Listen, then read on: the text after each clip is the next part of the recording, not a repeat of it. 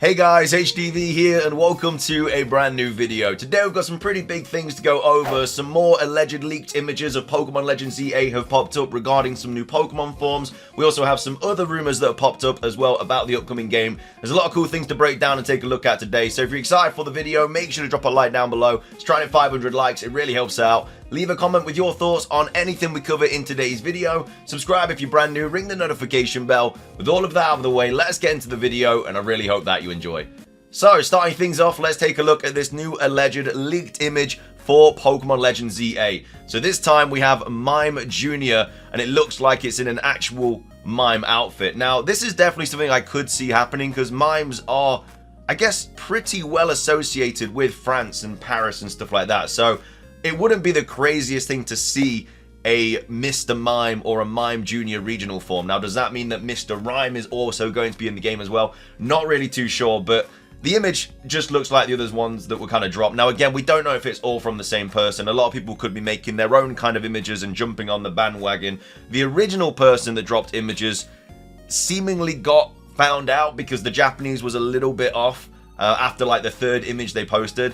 And now this person does say that they are part 5 of these kind of images and stuff, but other people have also posted them on 4chan. It was posted on 4chan, which is where I've got this information.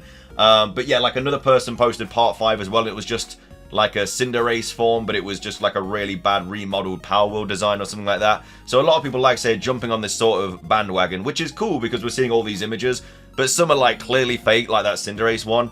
And this one could, I guess, pass off as legit, but it looks really cool. I actually really like the design of this, and I actually really want it to be real. The background looks obviously a little bit weird. It looks almost like, I don't know, like very cartoonish in the background, like a toy shop or something, or just something that was like painted onto the wall like an image or something like that. So I think this is actually a building. I don't think this is anywhere outside, even though we have like blue sky and stuff here. I think this is like a painting or something, because it just, like, this doesn't look like, I don't know, it looks more like in a kind of like a painting or something in, like, say, in the background. But this is the image that popped up, and then the information that came with it. Again, there's not a lot.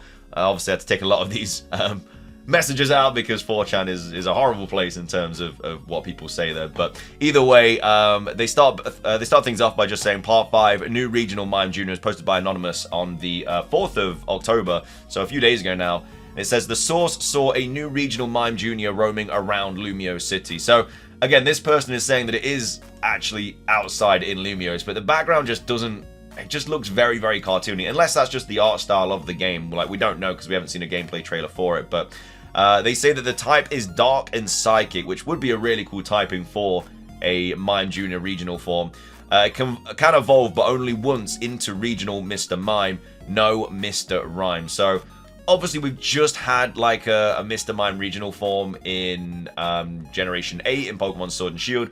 So would we get another one that quick? I mean, potentially. We got a Lowland Diglett, and then obviously we got Wiglet, which was, I guess, a convergent evolution or whatever people call them. We've had multiple forms of like Meowth and stuff like that. So I think it's a good, like, idea, 100%, like an actual mime for Mr. Mime and and Mime Jr. and stuff like that. I really like it. I really like the design. I really hope it is actually real. I think it could be really cool.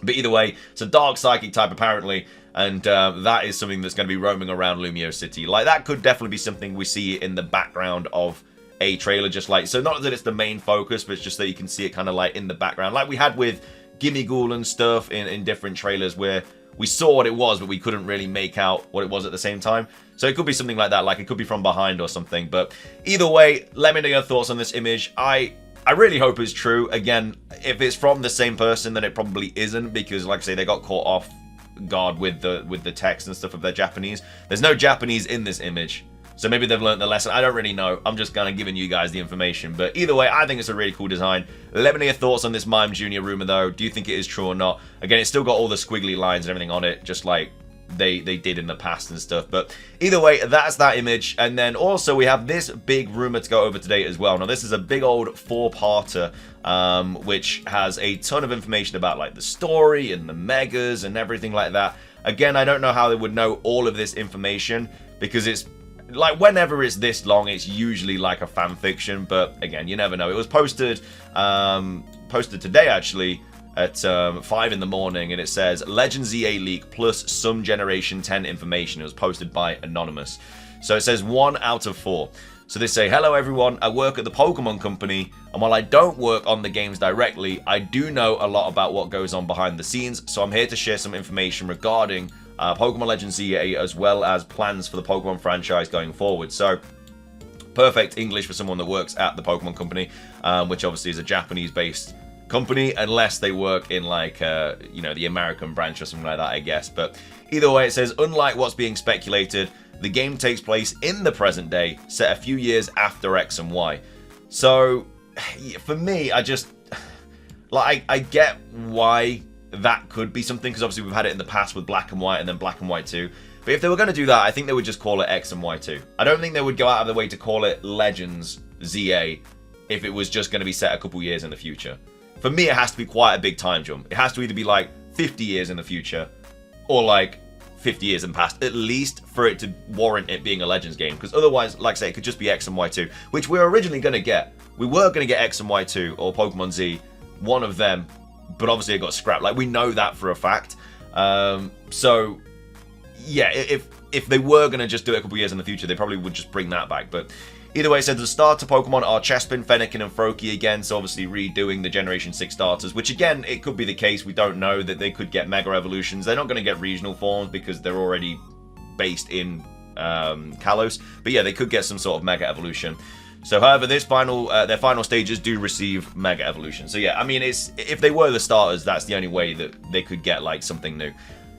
So you play as new characters named Andrew, who is male, and Indila, which is female, who are assistants to Professor Sycamore.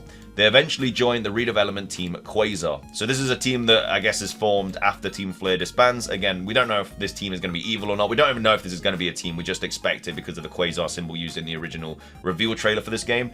So it says Quasar is led by a man named Rico, who has the vision of a new Kalos where people and Pokemon can coexist together. His plan is to expand Lumiose City from its original size and install artificial biomes around the city, similar to the terrarium from the Indigo Disc. They then go on to say the game is set entirely in Lumiose City, as previously stated, but also includes 5 different areas surrounding the city, which consists of a forest, a swamp, a desert, a coastal line, and also a snowy forest. So, again, if it's only set a few years in the future, then, like, where was all this in Pokemon X and Y? You know, like, because it's not saying that they are biomes. It says there's 5 different areas surrounding the city. Like, where were these a few years before? Like, it just doesn't really add up. The player is tasked to go to these areas, catch Pokemon, collect resources, and clear the boss of each area. Once an area is clear, buildings will be built on top of said area, and artificial biomes will be installed in order to preserve some of the nature. So that's not really like coexisting with Pokemon. That's kind of taking over the habitat and then controlling the habitat with these biomes. This expands the city from its original size and new buildings, and adds new buildings such as salons and clothing shops. They get unlocked and new mission areas. Going inside the artificial biomes, you can find and catch Pokemon not found anywhere else in the game. Like, these biomes, just like they were used in the terrarium, they're a way to get like other Pokemon into the game, which is obviously really, really cool, because maybe it'd allow you to get like Gen 8 and Gen 9 Pokemon into Kalos, which obviously weren't originally there. Lastly, there are 5 ride Pokemon, which consist of Go-Goat for land, Noivern for flight, Lapras for swimming, Rhyhorn for smashing rocks, and Mamoswine for ice travel. So, no new Pokemon or forms for the rideables in this game. Like, obviously in Legends Arceus, they were all brand new forms, cross evolutions, whatever. But this time, there's apparently none. And it says characters from X and Y all make a return, including gym leaders and your rivals who are older and have careers. Characters from other games such as Looker, Emmett, and many others also appear. I mean, our rivals are literally like 10 in our, like, in present day X and Y. They're only going to be, they're not going to have careers at like 13, 14 years old, are they? And this is only set a few years after X and Y, so how can our rivals all have careers? Like, it doesn't really add up. And that's just the first page as well. Like, for me, I'm already calling it like completely fake. It just completely just doesn't understand the situation. And then it says, to mark the return of Mega Evolution, 34 brand new Megas are introduced, spanning all the different regions or generations, should I say. This one, the ones with typings near their names indicates that they have a brand new typing. So, from Generation 1 from Kanto, we have Mega Nidoqueen, Mega Nidoking, Mega Machamp, Mega Lapras, and Mega Dragonite. We have from Generation 2, Mega Crobat, Mega Slowking, and Mega Miltank. We have from Generation 3, Mega Flygon, and then Mega Milotic, and Mega Milotic becomes Water Fury. We have Mega Staraptor from Generation 4, which becomes Fighting Flying. Mega Luxray from Generation 4, which becomes Electric Dark. Mega Roserade, Mega Weavile, which is... yeah, never mind. I was going to say, yeah, I got it mixed up with something in my head. Mega Yanmega, which is also going to be Bug Dragon, and then also Mega Frostlass. And then from Generation 5, we have Mega Crocodile, Mega Chandelure, Mega Haxorus, which is going to be Dragon Steel, a really cool typing for Haxorus, I think. And then Mega Volcarona.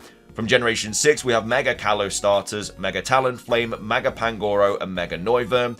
From Generation 7, we have Mega Serena, which is going to be Grass Fighting, and Mega Mimikyu. From Generation 8, we're going to have Mega Corviknight and Mega Toxtricity, so I assume both forms.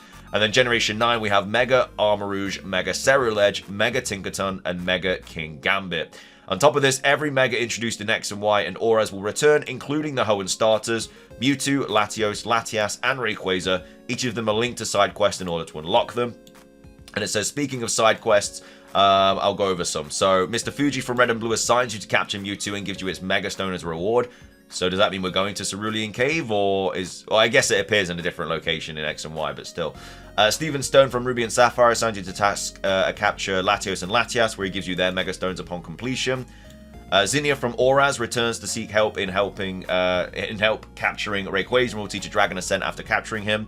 Looker returns alongside Annabelle, where they investigate Ultra Beast sighting in Kalos, which introduces 2 new Ultra Beasts alongside a new Fire-type Tapu.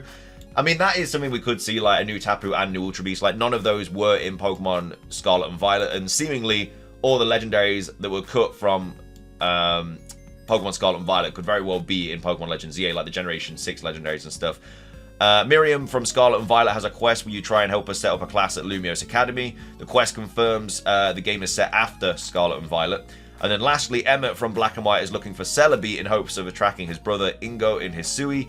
The mission ends with Celebi sending Emmett back to the past in Hisui, and you get to keep Celebi as a reward.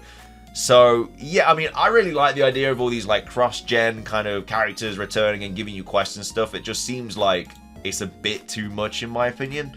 And then it says, now this is where I go over major spoilers to be warned.